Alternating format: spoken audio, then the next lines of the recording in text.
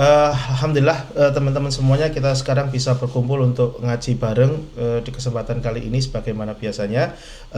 Sekarang kita membahas hadis Arba'in Nawawi nomor 18.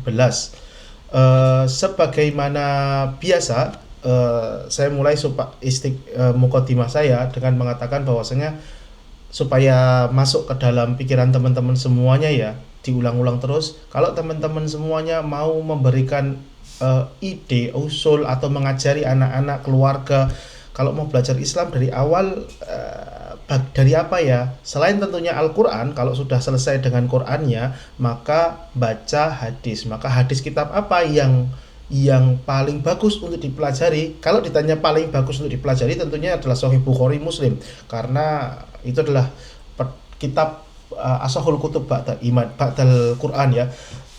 Kitab paling sahih setelah Al-Quran, Bukhari, terus kemudian Muslim. Tapi kalau teman-teman semua membaca Bukhari, saya yakin akan kewalahan. Barangkali kalau ada yang mau mencoba silahkan. Saya sendiri sekarang sedang mencoba untuk menghatamkan Bukhari, tapi ya belum selesai juga. Lalu kemudian maka solusinya kemana? Cari kitab paling pengantar. Ibarat matematika itu ya sudahlah, belajar yang dasar-dasar dulu aja, jangan langsung ke yang kalkulus dan lain sebagainya. Maka ke kitab Arba'in Nawawi. Ada 42 hadis yang dikumpulkan oleh Imam An-Nawawi. Imam Nawawi ini adalah imam yang termasuk imam yang warok sekali ya. Warok itu artinya adalah orang yang meninggalkan suatu yang halal karena dia takut akan terjerumus kepada keharaman. Nanti saya jelaskan di hadis ini. Kita sekarang masuk ke hadis yang ke-18. An Abi Dzar ibni Jinadah, Jundub bin Jinadah, namanya An Abi Dzar Jundub ibn Jinadah wa Abi Abdurrahman Mu'ad bin Jabal radhiyallahu anhuma an Rasulillah sallallahu alaihi wasallam qala ittaqillaha haitsu ma kunta wa atbi sayyi'atal hasanata tamhuha wa khaliqin nasa bi khuluqin hasanin. Insyaallah teman-teman semuanya sudah pernah mendengar hadis ini. Artinya seperti ini. Hadis ini adalah hadis untuk perintah untuk berbuat baik dan bertakwa kepada Allah. Ittaqillaha haitsu ma kunta. Bertakwalah kamu kepada Allah dimanapun kamu berada. Wa atbi'is sayyi'atal hasanata, dan ikutilah setiap kamu berbuat buruk, ikutilah dengan perbuatan yang baik. Tamhuha, karena perbuatan baik ini akan menghapus perbuatan burukmu. Wa khaliqin nasa bi khuluqin hasanin, dan kamu bergaulah dengan orang-orang, dengan manusia itu dengan cara yang baik. Nah, apa faedah dari hadis ini? Kita coba untuk lihat satu persatu. Ittaqillaha haitsu ma kunta. Bertakwalah kamu kepada Allah dimanapun kamu berada. Kalau orang-orang zaman sahabat dulu, setiap kali menegur orang lain, menegur sahabat lain, itu biasanya menggunakan kata ittaqillah. Takut loh kamu sama Allah gitu. Kamu tuh kok kayak gitu sih? Lagi gosip, tiba-tiba temannya langsung bilang ittaqillah. Kepikiran untuk beli makanan yang sifatnya subhat, terus kemudian ditegur sama temannya, ittaqillah, takut lo sama Allah, atau nanti ittaqinnar, takut sama api neraka, kamu nanti masuk ke api neraka. Biasanya kalau sudah ditegur seperti itu ya, tergantung kualitas iman tentunya juga ya, itu sahabat yang ditegur akan terus kemudian mikir, apa nih yang salah nih? Apa nih yang salah? Kok sampai sahabat saya menggunakan kalimat ittaqillah? Ini kalimat yang benar-benar wow ini. Apa ini yang salah? Langsung akan mencoba introspeksi diri. Masalahnya ya kalau zaman sekarang mungkin kalimat seperti ini dianggap sebagai apa sih, ngomong apa sih, ittaqillah gitu. Enggak masuk ke dalam kehidupan kita. Bahkan kalau ditegur, takut lu kalian sama Allah, kok kalian berbuat segini, buat seperti ini, barangkali kita akan justru menjadi orang yang alah sok suci kamu. Biasanya kan kayak gitu ya, kalau ditegur sok suci kamu, atau alah kamu rusuh-rusuhanmu sendiri aja daripada ngurusin saya. Biasanya seperti itu. Tapi tentunya itu semua tergantung dengan kualitas imannya masing-masing sebenarnya ya. Jadi ya, kalau buat teman-teman, kalau sudah punya teman yang baik, punya istri yang baik, punya suami yang baik, punya anak, punya tetangga yang baik, itu dijaga. Apalagi kalau dia mau menasehati kita ketika kita salah. Mungkin ya namanya orang dinasihati itu nggak suka. Orang dinasihati itu nggak suka karena menunjukkan kita itu ada salahnya. Tapi itu sebuah hal yang sebenarnya sangat sekali berarti. Oh, ada orang yang perhatian loh sama kita, terus kemudian mau mengingatkan kita.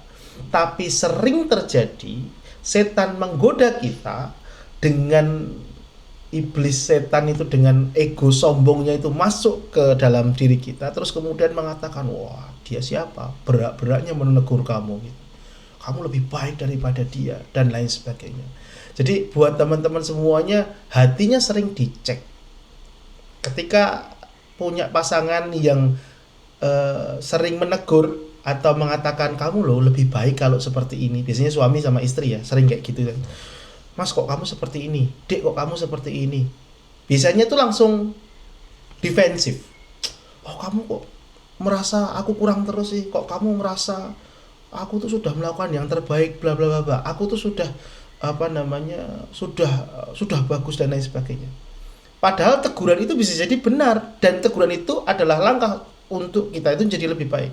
Tapi disitulah ketika setan sudah masuk ke dalam diri kita, sudah was-wasahnya sudah masuk ke dalam diri kita, terus kemudian menjadikan kita jadi kayak defensifnya itu menganggap apa sih kalian, kok kamu selalu menegur saya, kok saya selalu salah, kok saya selalu ini. Padahal nasihatnya bisa jadi baik, meskipun belum tentu kita itu bisa melaksanakannya, enggak apa-apa. Tapi coba diterima dulu, jangan defensif dulu. Ini biasanya adalah penyakitnya orang-orang pintar. Biasanya penyakitnya orang-orang pintar itu kalau ditegur, dinasehati, sering nggak terima. Kenapa? Karena menganggap dirinya sudah pintar. Padahal pintar di akal itu belum tentu pintar di hati. Itu dua hal yang berbeda. Jadi ini yang pertama buat teman-teman semuanya ya. Ibroh pertama, pelajaran pertama, coba hatinya Anda teman-teman insya sudah pintar secara akal, tapi hatinya dipintarkan lagi untuk menerima nasihat, untuk gampang menerima teguran dari teman-teman, istri, dari anak, dari keluarga dan lain sebagainya. Hatinya dicoba untuk lebih lembut lagi, untuk gampang menerima teguran. Itu yang pertama. Terus kemudian yang kedua, puncak ketakwaan, ittaqillah. Apa itu? Takwa itu artinya mencoba menjauhi sesuatu hal, mencoba melaksanakan ketaatan, menjauhi suatu hal yang sifatnya adalah kemaksiatan. Itu definisi takwa. Puncak dari sebuah ketakwaan itu ada yang disebut sebagai waro. Kalau teman-teman semua ada sifat-sifat, kan ada sifat jujur, terus kesatria, terus pemurah, terus ada sifat namanya waro. Kalau teman-teman semua pernah mendengar sifat ini.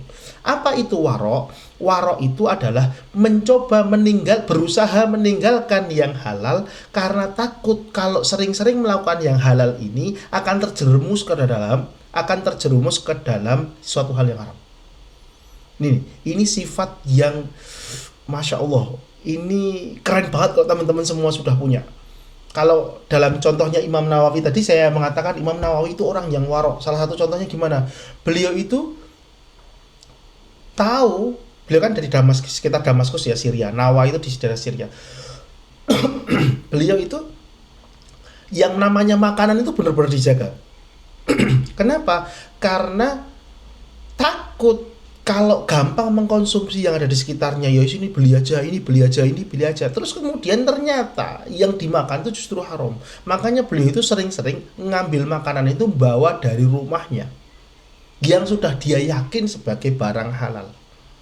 Itu namanya warok. Kalau dalam konteks kita di Jerman ya, gini.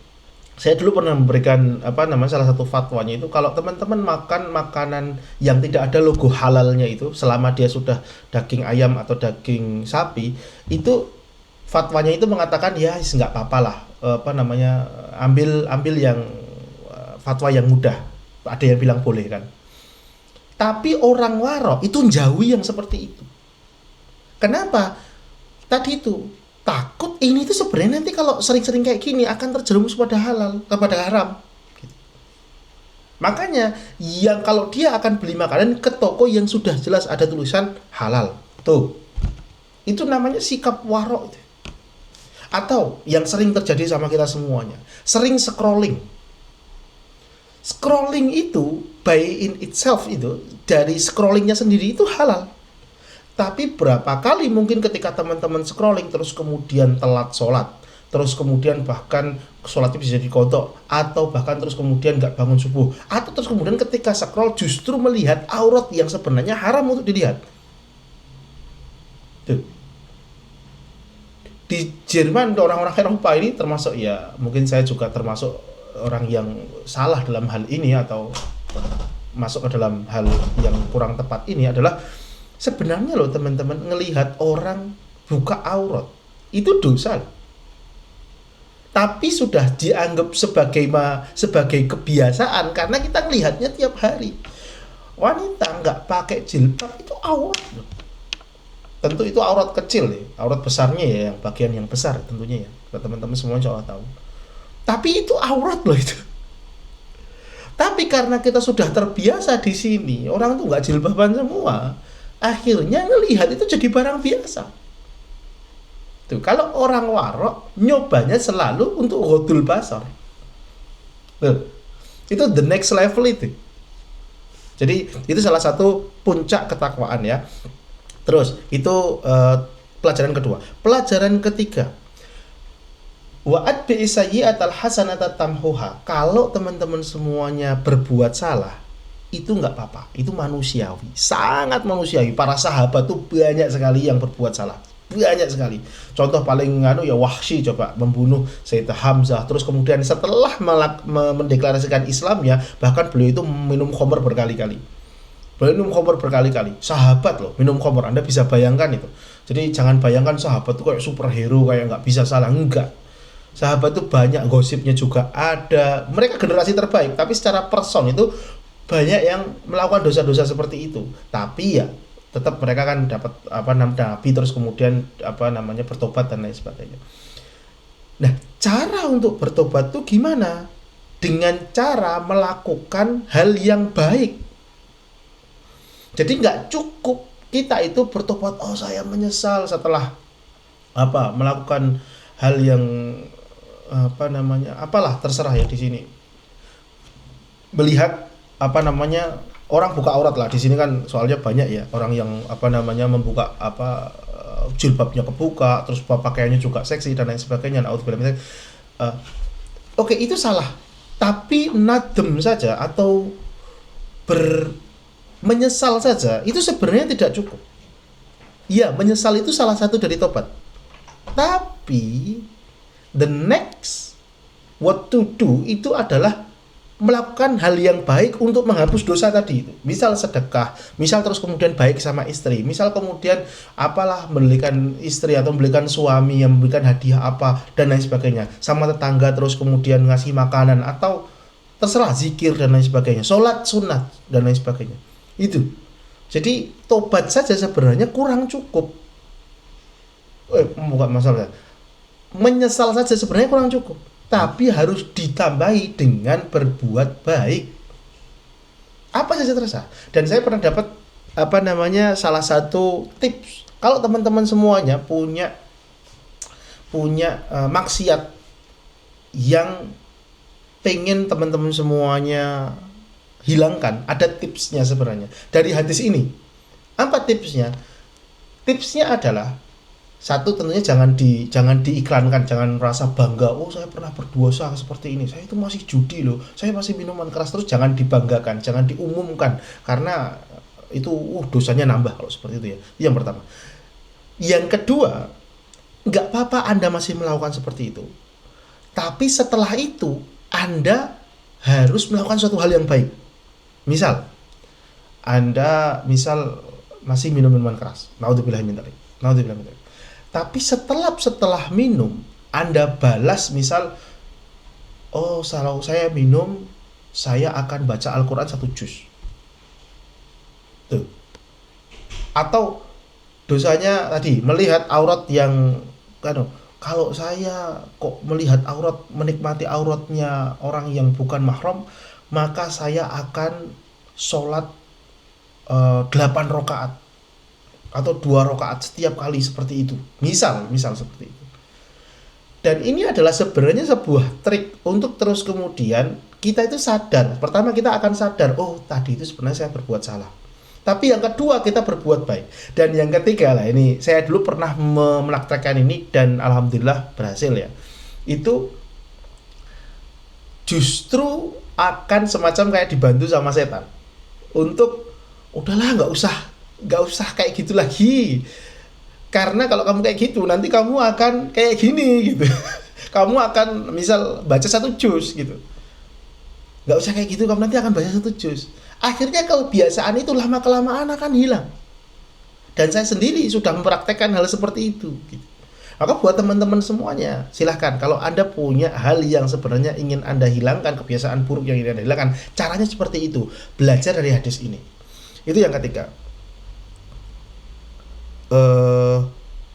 Yang keempat, terus kemudian hadis berikut teks hadis berikutnya wa khaliqin nas bi khuluqin hasanin, dan kamu pergaulilah atau kamu bertemanlah dengan manusia dengan pertemanan yang sebaik-baiknya, akhlak yang baik. Dan buat teman-teman semuanya, sama istri, sama anak, sama tetangga, dicoba untuk terus kemudian jadilah orang yang memang sebagaimana diajarkan oleh Nabi Muhammad SAW, yaitu menjadi orang yang baik tidak hanya kepada anak, tidak hanya kepada istri, tapi juga kepada orang lain, kepada tetangga dan semuanya. Begini, kalau dalam Islam ya, berbuat baik itu bukan berarti terus kemudian Anda ngalah terus gitu. Kadang itu dalam Islam ada tegas ya. Kalau di dalam agama Nasrani itu kan ada ayat di Bible itu yang mengatakan kalau kamu ditampar pipi kanan maka kasihlah pipi kirimu. Kalau Islam enggak. Islam itu membolehkan Anda untuk kisos. Kalau kamu tampar pipi kanan maka ya tampar aja pipi kiri, enggak apa-apa. Tapi harus impas ya. Kalau tampar sekali balasnya sekali. Cuma Islam mengajarkan kalau kamu memaafkan itu baik. Jadi Islam itu bisa dikatakan seperti ini, 90%-nya itu mengajarkan teman-teman kita semuanya untuk memberikan rahmat, untuk memaafkan, untuk baik, untuk yang sifatnya lemah lembut. Tapi ada 10%-nya yang memang kita itu harus tegas. Tuh. Jadi bukan berarti baik sama istri itu terus kemudian istrinya menghina kita, atau baik sama suami terus kemudian memaafkan setiap kali suami kasar sama kita. Enggak seperti itu cara mainnya. Islam itu Islam itu agama yang bisa dibilang, kalau saya boleh ngomong, pragmatis banget lah. Bisa praktikal dan pragmatis sekali. Salah satunya yaitu kalau kamu tuh defaultnya harus berbuat baik sama tetangga, sama istri, sama suami. Tapi kalau mereka berbuat buruk kepada kamu punya 2 opsi. Opsi pertama, kamu balas yang setimpal, enggak apa-apa. Dan kalau kamu sampai mati ketika membalas, kamu syahid. Tuh, kerennya tuh kayak gitu. Cuma kalau kamu bisa memaafkan, maka itu nilai yang lebih baik. Tuh, Islam alhamdulillah, dan alhamdulillah sih ketika saya membandingkan hadis yang seperti ini ya, hadis tentang kisos, tentang kalau dia memukul maka balaslah pukul. Terus kemudian kita bandingkan dengan ayatnya Bible yang kalau kamu pipi tangan maka kasih pipi kirimu. Itu justru yang lebih masuk akal adalah Islam. Dalam artian Anda nggak bisa loh membuat masyarakat itu kalau kamu kasih pipi kanan terus kamu kasih pipi kiri, itu mereka akan melunjak. Itu teorinya memang seperti itu. Nggak bisa, nggak ada negara, komunitas, keluarga yang akan berhasil tanpa adanya ketegasan. Nggak ada, nggak akan ada. Kalau semuanya rahmat, semuanya baik, kasih sayang, semuanya, nggak akan ada itu keluarga, negara yang sukses. Nggak akan ada. Wallahi nggak akan ada. Anda cari satupun negara yang seperti itu, nggak akan ada. Kenapa? Karena orang akan memanfaatkan kejadian seperti itu. Maka kalau Anda lihat Asmaul Husna itu, kebanyakan namanya itu rahmat, tapi tetap akan ada Al-Muntakim, Allah Sari'ul Hisab, Allah itu Allah itu Ar-Rahman Rahim Malikul Qudus yang baik-baik ya. Tapi tiba-tiba nanti ada muntah kan. Allah itu kalau nyiksa pedihnya bukan main. Allah itu kalau menghadap cepatnya bukan main. Kayak gitu. Karena memang 90 bisa dikatakan 90%-nya itu rahmat, 10%-nya itu harus ketegasan. Dan Islam itu pragmatisnya di situ. Bisa dipraktikalnya gara-gara hal-hal yang seperti itu. Dan itu adalah hadis Arba'in Nawawi nomor 18. Silahkan kalau ada yang mau bertanya atau berdiskusi. Wallahu a'lam bishawab.